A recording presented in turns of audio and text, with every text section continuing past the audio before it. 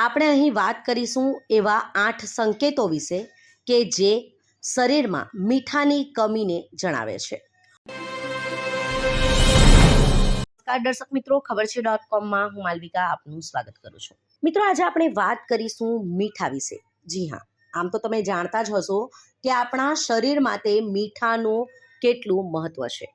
મીઠું આપણા શરીરમાં ઓછું હોય તો પણ નુકસાન કરે છે અને વધુ માત્રામાં હોય તો પણ નુકસાન કરે છે. પરંતુ આપણે અહીં વાત કરીશું એવા 8 સંકેતો વિશે કે જે શરીરમાં મીઠાની કમીને જણાવે છે. મીઠું ઓછું ખાવાના ચક્કરમાં ઘણીવાર આપણે મોટું નુકસાન પણ ભોગવવું પડી શકે છે.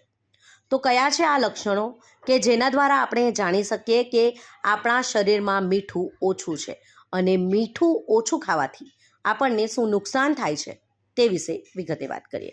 મીઠાના વધુ પડતા સેવનથી ઘણી બીમારીઓ થઈ શકે છે.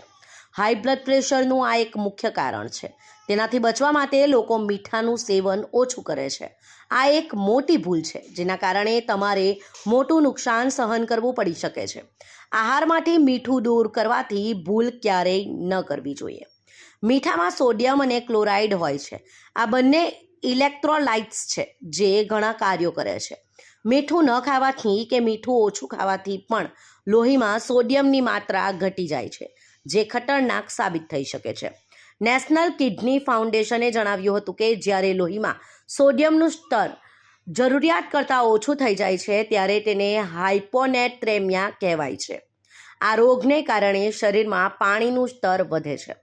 સોડિયમના કારણે શરીરની અંદર પ્રવાહીનું સ્તર સંતુલિત રહે છે. તેની ઉણપને કારણે પ્રવાહીનું સ્તર વધવા લાગે છે અને કોષો પર સોજો આવે છે. મગજને આ સ્થિતિનું જોખમ વધુ છે. સોડિયમ તમારી ચેતા અને સ્નાયુઓ માટે પણ મહત્વપૂર્ણ છે. ઉબકા, માથાનો દુખાવો, સ્નાયુઓની નબળાઈ અથવા ધ્રુજારી, લો બ્લડ પ્રેશર, ઊભા થવા પર ચક્કર આવવા, એનર્જીની કમી અને થાક લાગવો, ભૂખ ન લાગવી, બેચેની અથવા ગુસ્સો આવવો, આ બધા લક્ષણો જોવા મળી શકે છે. નેશનલ કિડની ફાઉન્ડેશન અનુસાર સોડિયમની ઉણપના કેટલાક સંકેતો તદ્દન ખતરનાક હોઈ શકે છે. જો આ દેખાય તો તમારે તાત્કાલિક ડૉક્ટર્સની સલાહ લેવી જોઈએ. આમાં ભ્રમ થવો, મૂંઝવણ, હોશ ગુમાવવો, હુમલા અથવા કોમામાં જવું સામેલ છે. મીઠું ઓછું ખાવાથી સોડિયમની ઉણપ હોય તો તેનો ઈલાજ બેલેન્સમાં રહેલો છે. વધુ પડતું મીઠું ખાવું એ પણ જોખમી છે અને મીઠું ઓછું ખાવું નુકસાનકારક છે. WHO અનુસાર એક દિવસમાં 5 ગ્રામથી ઓછું મીઠું એટલે કે નમક ખાવું જોઈએ. આમ મીઠું એટલે કે નમક એ આપણા શરીર માટે ખૂબ જ ઉપયોગી છે.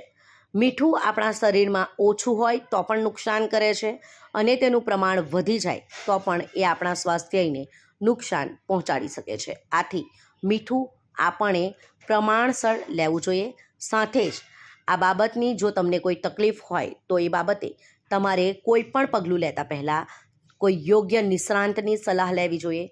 ત્યારબાદ જ મીઠું ઓછું કરવું કે વધુ લેવું તે બાબતનો નિર્ણય લેવો જોઈએ.